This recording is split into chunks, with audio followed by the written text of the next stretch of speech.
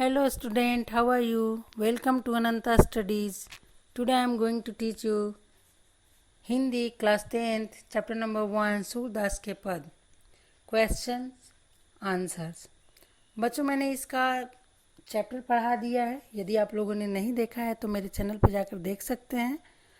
बड़े ही easy way में समझाया गया है और आज मैं इस चैप्टर का क्वेश्चंस आंसर्स कंप्लीट कराने वाली हूँ। तो चलिए स्टार्ट करती हूँ। यदि वीडियो पसंद आए तो लाइक कीजिए, शेयर कीजिए और मेरे चैनल को सब्सक्राइब कीजिए। तो चलिए स्टार्ट करते हैं। फर्स्ट क्वेश्चन है, गोपियों द्वारा उद्धव को भाग्यवान कहने में क्या व्यंग निहित है? तो चलिए इसका आंसर देखते हैं। गोपियों द्वारा उद्धव को भाग्यवान कहने में व्यंग निहित है कि वो देखने में तो प्रशंसा कर रही हैं किंतु वास्तव में कहना चाह रही हैं कि तुम बड़े ही अभागे हो, तुम प्रेम का अनुभव नहीं कर सके, तुम तो जानते ही नहीं कि प्रेम का आनंद क्या है। हे उद्धव, तुम बड़े ही अभागे हो। यह तुम्हारा दुर्भाग्य है कि तुम कृष्ण के साथ रह के भी उनके प्रेम को नहीं समझ पाए। ये सारी बातें गोपियाँ सीधे उद्धव को न बोलकर व्यंग किया है। ठीक है बच्चों, चलिए सेकंड क्वेश्चन देखते हैं। उद्धव के व्यवहार की तुलना किस किस से की गई है? तो उद्धव की व्यवहार की तुलना दो वस्तुओं से की गई है। पहला है कमल के पत्ते से जो पानी में रह के भी गीला नहीं होता और ना डूबता है और ना ही उसमें पानी का दाग लगता है। और दूसरा है तेल में डूबी गागर से जो तेल के कारण पानी से गीली नहीं होती है। ठीक है बच्चों, थर्ड क्वेश्चन देखते हैं। गोपियों ने किन किन उदाहरणों के माध्यम से उद्धव को उलाहने दिए हैं? मीन्स अपनी विरह व्यथा को बताया है, उजागर किया है। गोपियों ने निम्नलिखित उदाहरणों के माध्यम से उद्धव को उलाहने दिए हैं। फर्स्ट वन, उन्होंने कहा है कि उनकी प्रेम भावना मन में ही रह गई क्योंकि वे सोच रही थी कि कृष्ण आएंगे तो अपनी मन की व्यथा को बताएंगी, परंतु वो आए नहीं और उनकी मन की बातें मन में ही रह गई। सेकेंड वन, वह कृष्ण की इंतजार कर रही थी लेकिन कृष्ण न आकर संदेश भेज दिया जिससे उनकी विरह व्यथा और अधिक बढ़ गई। थर्ड वन, गोपियाँ कृष्ण से प्रेम और संदेश चाहती थी लेकिन वहीं से योग संदेश की धारा को आया देखकर उनका दिल टूट गया। फोर्थ वन, वे कृष्ण से अपेक्षा करती थी कि वे उनके प्रेम की मर्यादा को बनाए रखेंगे, वो प्रेम के बदले प्रेम देंगे, किंतु उन्होंने योग संदेश भेजकर प्रेम की मर्यादा ही तोड़ डाली। ठीक है।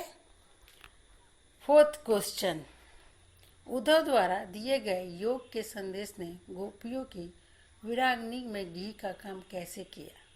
तो देखिए, गोपियाँ पहले से ही व्यथा से जल रही थी और ये योग संदेश आकर उनकी विरह को और भी बढ़ा दिया। तो चलिए हम लोग देखते हैं कि गोपियाँ क्या बोल रही हैं। देखिए इधर गोपियाँ इसी दिन के इंतज़ार में अपने जीवन की एक एक घड़ी को काट रही थी कि श्री कृष्ण ने उनसे मिलने का वादा किया है तो वो आएंगे। वो चाहती हैं कि कृष्ण उनकी विरह को समझेंगे, उनके प्रेम को समझेंगे, परंतु यहाँ सब कुछ उल्टा हो गया।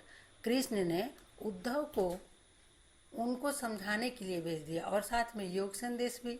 यह संदेश उनके दुख को कम करने के बजाय उनके हृदय में जल रही विरह अग्नि में घी का काम करे, उसे और भी तेज कर दिया, घी का काम कर दिया और आग को और बढ़ा दिया।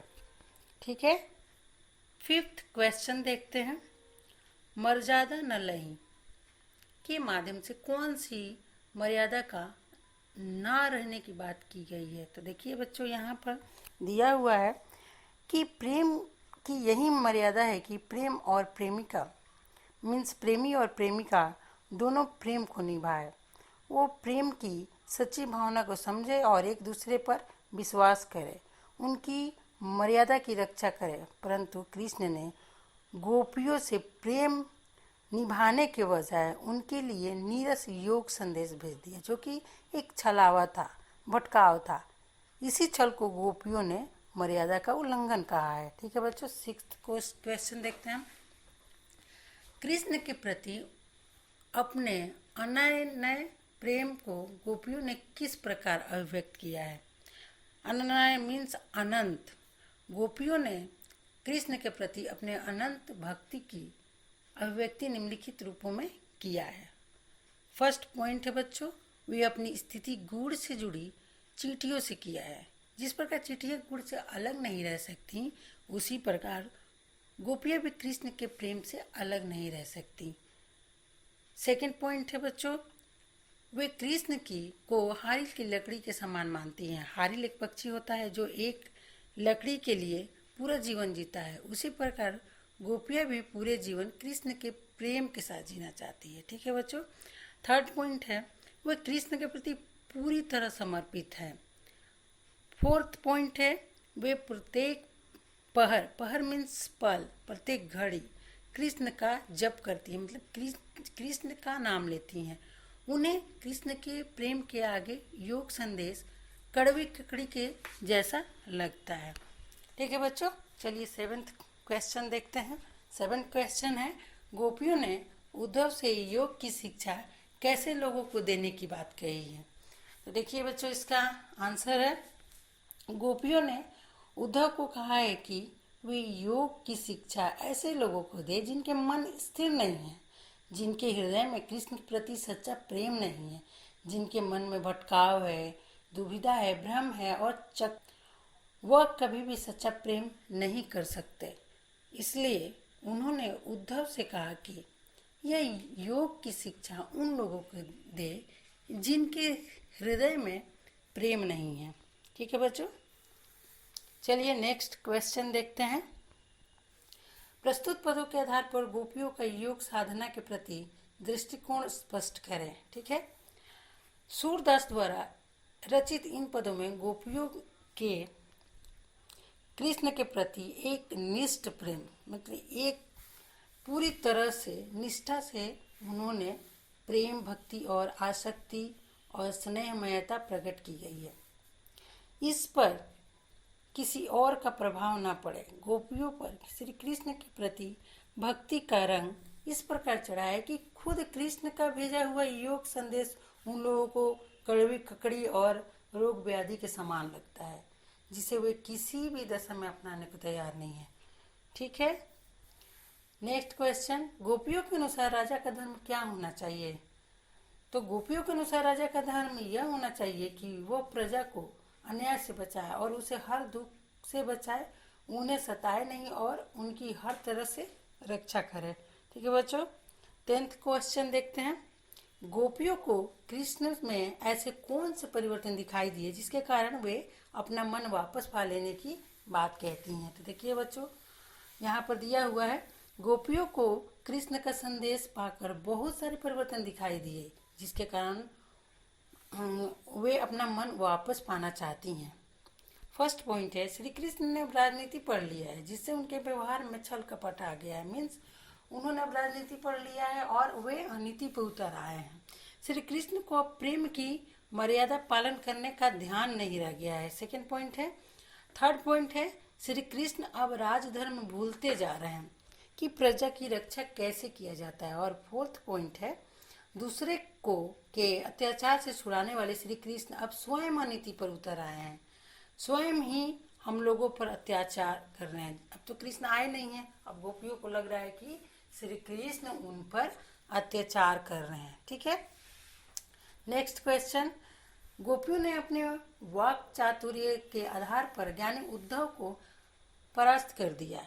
उनके वाक चातुर्य की विशेषता लिखिए। देखिए यहाँ पर क्या दिया हुआ है, गोपियाँ बहुत ही चतुर हैं, वह बात बनाने में तो किसी को भी पछाड़ देती हैं, यहाँ तक कि ज्ञानी उद्धव को भी कुछ नहीं सूझा और वे गूंगे बने खड़े हुए थे। जब गोपियाँ व्यंग कर रही थी, अपनी मन की व्यथा बता रही थी, तो ये सुनकर उद्धव चुपचाप से मौन धारण कर वहाँ खड़े रह गए। कारण यह है कि गोपियों के हृदय में कृष्ण प्रेम का सच्चा ज्वार था। यही उमड़ा उद्धव की बोलती बंद कर दी। सच्चे प्रेम में इतनी शक्ति होती है कि बड़े से बड़ा ज्ञानी भी उसके सामने घुटने टेक देता है। ठीक है बच्चों, चलिए नेक्स्ट क्वेश्चन, संकलित पदों के को ध्यान में रखते हुए सूर के भ्रमण गीत की मुख्य विशेषताएं बताए। देखिए यहाँ पर सूरदास के पदों के आधार पर भ्रमण गीत की कुछ विशेषताएं निम्नलिखित हैं। फर्स्ट पॉइंट, सूरदास के भ्रमण गीत में विरह व्यथा का मार्मिक वर्णन है। इस गीत में सगुण ब्रह्म की सराहना है, मीन्स इसमें भगवान की सराहना किया गया है।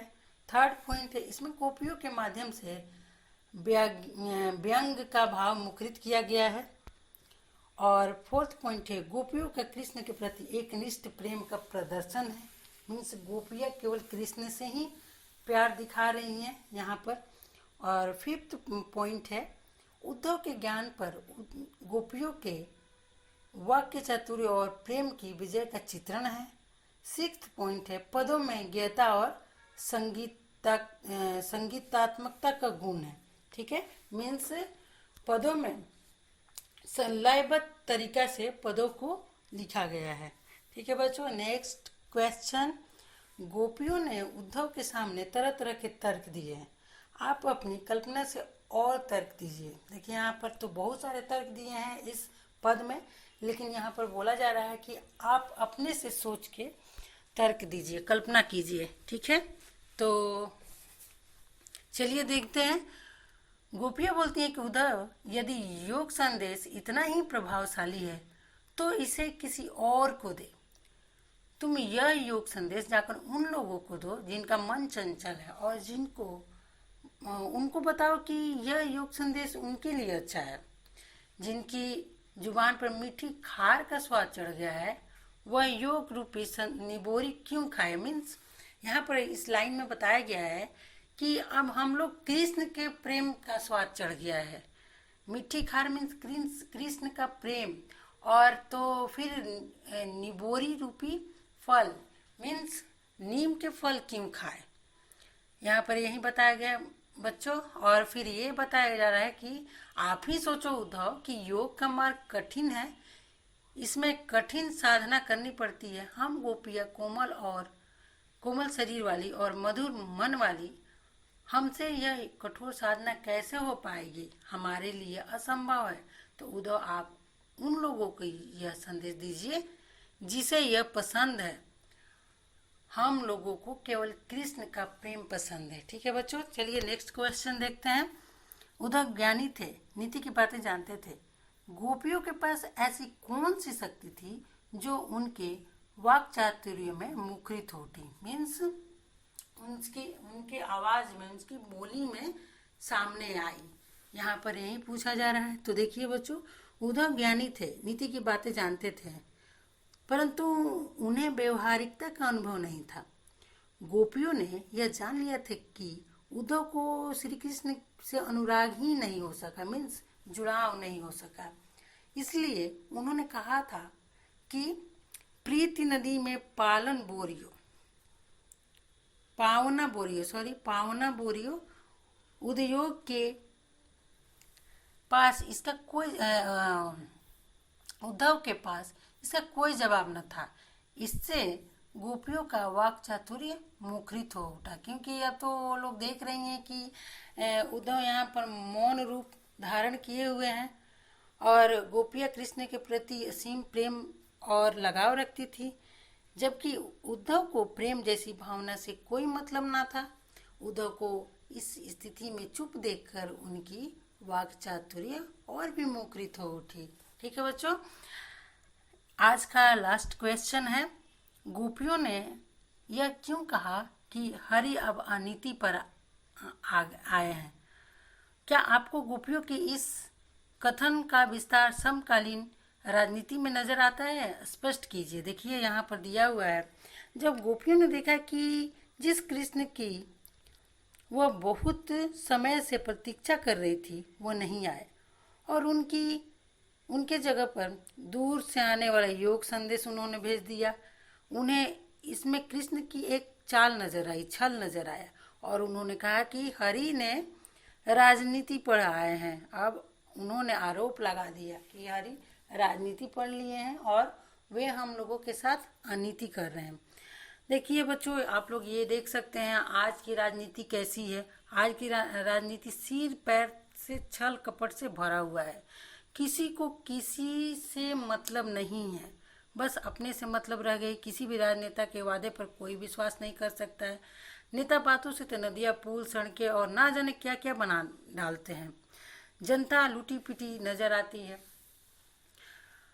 आज़ादी के बाद से गरीबी हटाओ का नारा लग रहा है। बहुत सारी योजनाएं बनाए जा रहे हैं, लेकिन गरीबी दिन प्रतिदिन बढ़ती जा रही है। इसलिए गोपियों का यह कथन समकालीन राजनीति पर खरा उतरता है। तो बच्चों, आज का वीडियो यहीं तक। तो यदि वीडियो पसंद आए तो लाइक कीजिए, शेयर कीजिए और सब्सक्राइब कीजिए। तब तक के लिए बाय बाय।